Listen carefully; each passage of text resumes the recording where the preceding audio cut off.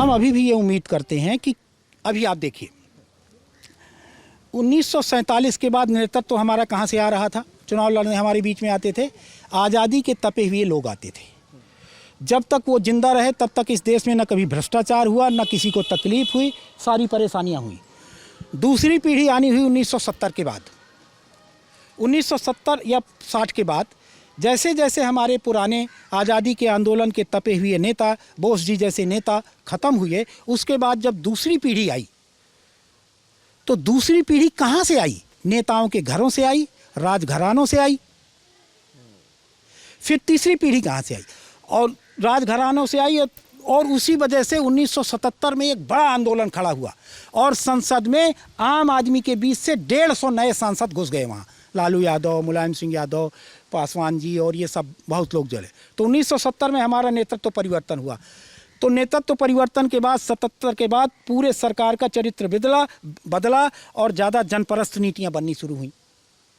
फिर इसके बाद इस समय कहाँ से नेता आ रहे हैं? चौथी पीढ़ी के। बालू की खदानों से, दारू की खदानों से, कोयले की खदानों से, चोर, उचक्के, डकैत, पूरे देश की बात कर रहा हूँ। कहाँ से आपका नेतृत्व आ रहा है? और इतनी मूर्खतापूर्ण काम हुए हैं पिछली सरकारों के द्वारा। स्टूडेंट्स के बीच से नेता आते थे तो मायावती जी की सरकार में उन्होंने स्टूडेंट लीडर होने बंद कर दिए। किसानों के बीच से आने की कोई संभावना ही नहीं है। इतना पैसा लगता है कि किसान तो हिम्मत ही नहीं कर सकता है कि चुनाव लड़ जाए। तो नेतृत्व तो आपका कहाँ से रहा है? इनसे क्या उम्मीद करते हैं आप? अब आ रहे हैं ये कोई एक निश्चित विचारधारा को मानने वाली बिंगों से आने लगे। अब तो और ख़तरनाक हो गया है। ये फलाने की मान्यता का विंग है, ये फलाने बाबा का विंग है, ये फलाने तरह की मानसिकताओं के विंग हैं, उनसे आ रहे हैं, उनसे आना शुरू हो रहे हैं। अब इस बार से उनका आना शुरू होगा। अपने जो चेले तैयार कर रहे हैं मठों में, जो पहले से ही इस देश को लूटने का काम करते हैं, वहाँ से आने वाले हैं आप। और एक समय आ गया था कांग्रेस, इसके बाद राजीव जी के ज़माने में कि कौन थे वो, अडानी, ये उनकी जेबों में पड़े थे 50 सांसद। बीपी सिंह के ज़माने में 50 सांसद। अतीक कौन सा था वो, दाऊद जो भाग गया, उसके 12 सांसद थे हमारी संसद में, उसके जिताए हुए, उसके पैसे से जीते हुए। 40-50 सांसद का पेमेंट किया था इसने, जो ये मर गया धीरू भाई अंबानी के लौंडों ने किया था, या अनिल ने किया था या मुकेश ने, मुझे याद नहीं है। और हमारे स्वयं के यहाँ का जो विधायक लड़ रहे थे उनके यहाँ आया था उस समय पैसा 5 लाख रुपया, मुझे पता है वो। तो ये पैसा पेमेंट करते थे। अति गंभीर आरोप लगा रहा हूँ, जांच करवा लें। अति गंभीर आरोप लगा रहा हूँ, जांच करवाएं इस बात की कि पैसा कहाँ से आता है, नेतृत्व तो कहाँ से आ रहा है हमारा। कितने नेता हैं जो बालू की खदान से नहीं निकले हैं? कितने नेता हैं जो कोयले की खदान से नहीं निकले हैं? कितने नेता हैं जो दलाली से नहीं निकले हैं? कितने नेता उससे आ रहे हैं? मैं तो आरोप लगाए जाऊँगा। ये हमारी पीड़ा है। हम अपने लिए नेता चुनते हो, हमारे पास एक नागनाथ होता है, एक सांपनाथ होता है।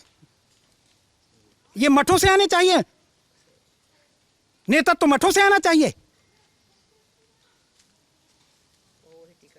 ये डंडा लाठी चलाने वाली बिंगों से आना, नेतृत्व तो आना चाहिए था किसानों से।